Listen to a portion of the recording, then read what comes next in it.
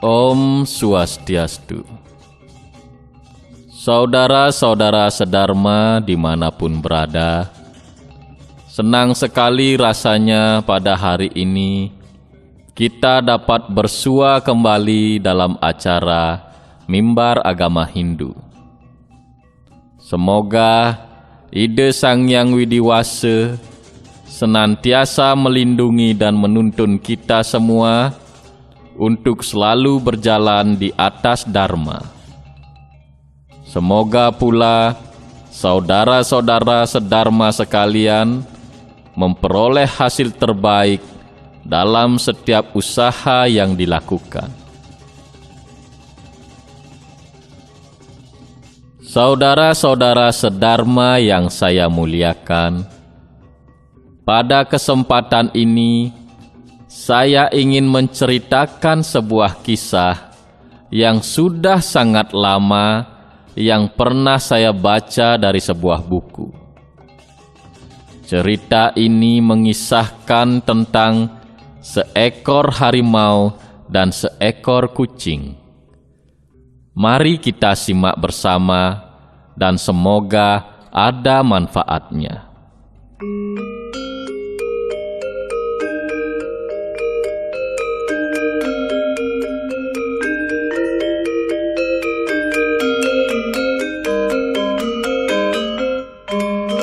Di sebuah hutan, ada seekor harimau yang buas dan ganas. Tidak ada satupun binatang di hutan itu yang berani kepadanya. Hal mana menjadikan harimau sebagai raja di hutan itu. Pada suatu hari, sang raja harimau tengah berburu mencari mangsa. Binatang-binatang buruan yang selalu menjadi mangsanya seperti kijang, menjangan, kuda, kerbau dan sejenisnya, tak satu pun ada yang berani menampakkan diri. Semua bersembunyi di tengah kelebatan hutan agar tak menjadi mangsa harimau. Harimau merasa sangat kesal karena sudah seharian berjalan belum menemukan satupun binatang buruan. Perutnya sudah terasa sangat lapar. Harimau berjalan menyisir hutan dengan menggerutu melalui aumannya yang menakutkan. Ketika harimau tengah berjalan di sebuah tanah yang cukup lapang, terlihat olehnya seekor kucing tengah menikmati mangsanya, yakni seekor burung. Harimau segera menghampiri kucing itu dengan sorot mata yang tajam. "Hai kucing! Apa kau tidak tahu kalau hutan ini adalah wilayah kekuasaanku? Kenapa kau mencari mangsa di sini?" Si kucing menjawab dengan tenang. "Harimau, meskipun kamu adalah raja di sini, tapi binatang buruan di sini sangat banyak. Kenapa engkau melarangku mencari mangsa di sini? Aku juga perlu makan."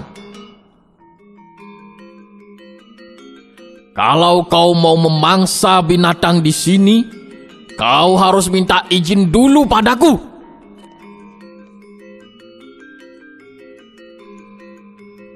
"Apakah kerbau, kijang, atau yang lain juga meminta izin padamu untuk memakan rumput? Kamu sendiri bukan binatang pemakan rumput. Jadi, kenapa mereka semua harus meminta izin dulu sebelum memakannya?" "Tapi kau memakan daging burung. Daging adalah makananku. Jadi sudah sepantasnya kamu meminta izin dulu padaku." "Oh, Jadi itu berarti kamu juga sering memakan daging burung. Bagaimana caramu menangkap burung-burung itu? Aku ingin melihatnya. Hati dan telinga harimau serasa dibakar mendengar perkataan si kucing. Ia merasa ditantang dan direndahkan. Harimau berpikir, baru kali ini ada binatang yang berani kurang ajar kepadanya. Bahkan itu seekor kucing pula. Dengan hati geram, harimau pun berkata, "Baik, kau lihat bagaimana aku menangkap burung untuk kujadikan mangsaku." Harimau mendongakkan kepalanya. Ia melihat beberapa ekor burung terbang melintasi ranting-ranting pohon. Harimau mengejar burung-burung itu. Karena berlari sambil mendongak, harimau tidak melihat apa yang ada di depannya. Kakinya tersandung akar besar sebuah pohon yang membuatnya jatuh terguling dan tercebur ke dalam sebuah telaga. Luar biasa jengkel hati harimau. Tapi ia tidak bisa berkata apa-apa karena merasa telah gagal menangkap burung. Si kucing pun lantas mendekati harimau. "Sekarang kau perhatikan aku, tapi aku minta kau tidak ribut." Kucing lalu berjalan menyusuri semak yang rimbun, diikuti oleh harimau. Beberapa jauh berjalan, mereka berdua melihat beberapa kawanan burung sedang makan buah hutan yang telah jatuh ke tanah karena sudah terlalu masak. Kucing memberi tanda pada harimau agar ia tidak beranjak dari tempatnya. Kucing lalu mengendap-endap tanpa suara, mendekati kawanan burung itu tanpa terlihat karena terlindung oleh semak-semak.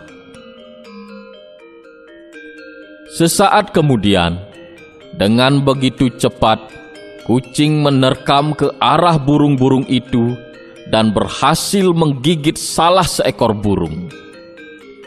Kawanan burung yang lain terbang meninggalkan salah seekor kawannya yang termangsa oleh si kucing.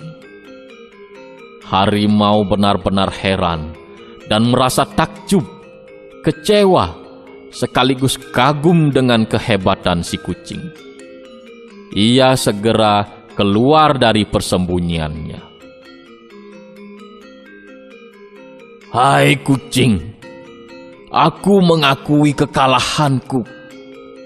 Aku ingin sekali bisa sehebat kamu dalam menerkam mangsa. Maukah kamu menjadi guruku? Asal kau sungguh-sungguh, aku akan menjadikanmu murid."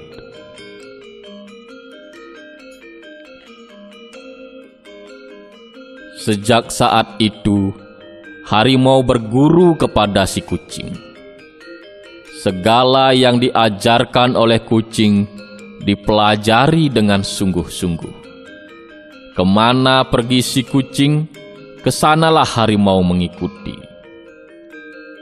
Setelah beberapa bulan berguru, harimau benar-benar telah menjadi seekor pemangsa yang lihai.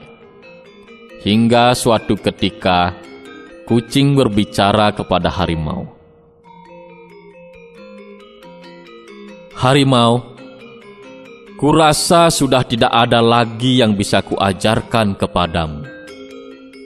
Semua keahlian yang kumiliki dalam berburu mangsa sudah kau pelajari dan kuasai dengan baik. Kalau begitu, kau sudah tak memiliki arti lagi bagiku." "Apa maksudmu, harimau?" "Kemampuanku sudah setara denganmu. Untuk apa aku berguru dan menganggapmu sebagai guru lagi? Sekarang aku bisa menganggapmu sebagai mangsaku. Lancang sekali kata-katamu. Selama ini aku baik kepadamu, mengajarimu berbagai hal. Lantas, apa seperti ini balasanmu? Aku tidak peduli. Kau pantas menjadi mangsaku. Harimau mengambil ancang-ancang seperti halnya bersiap menerkam mangsa. Kucing menyadari bahwa ia dalam bahaya dengan pengkhianatan harimau. Sedetik kemudian, harimau melompat menerkam kucing. Tapi secepat kilat pula, kucing melompat dan memanjat sebuah pohon yang tinggi. Harimau sangat terkejut. Ia tidak menyangka kucing bisa menghindar dan memanjat sebuah pohon. Harimau mencakar-cakar pohon itu dengan kukunya yang tajam. Ia mengeluarkan aumannya dengan penuh kemarahan. Sementara kucing hanya duduk di sebuah dahan jauh tinggi dari jangkauan harimau. Kurang ajar kau kucing, kau menipuku. Kau yang kurang ajar. Aku memang telah mengajarimu, tapi aku masih menyimpan jurus pamungkasku. Aku belum mengajarimu bagaimana cara memanjat pohon dan bertengger di dahan. Silakan kau mau menungguku berapa lama di sana, kau takkan pernah bisa memanjat pohon ini. Karena aku belum mengajarimu tentang hal itu. Harimau benar-benar marah dan kecewa. Namun, ia sama sekali tak bisa berbuat apa-apa.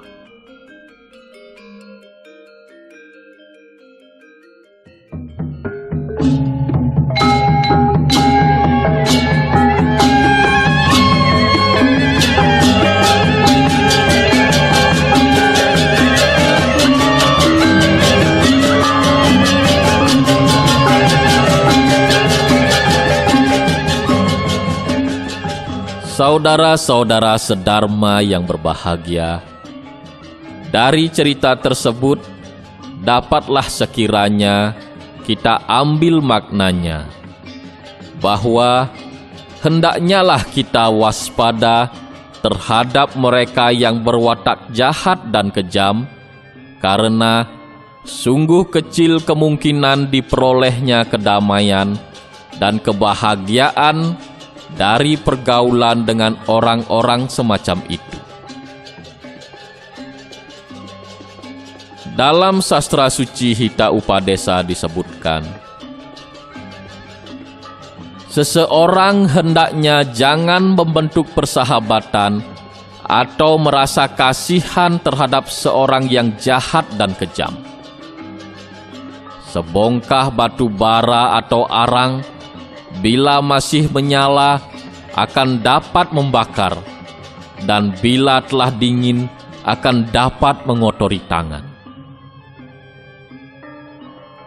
Seorang yang jahat dan kejam yang berkata-kata manis, sama sekali tak ada alasan untuk menaruh kepercayaan kepadanya, karena pada ujung lidahnya terdapat madu, tetapi dalam hatinya terdapat racun yang mematikan. Seorang yang jahat dan kejam hendaknya dijauhi walaupun ia dipercantik dengan pengetahuan. Karena seperti seekor ular kobra yang dihias dengan sebutir permata, ia tetap menjadi sesuatu yang mengerikan.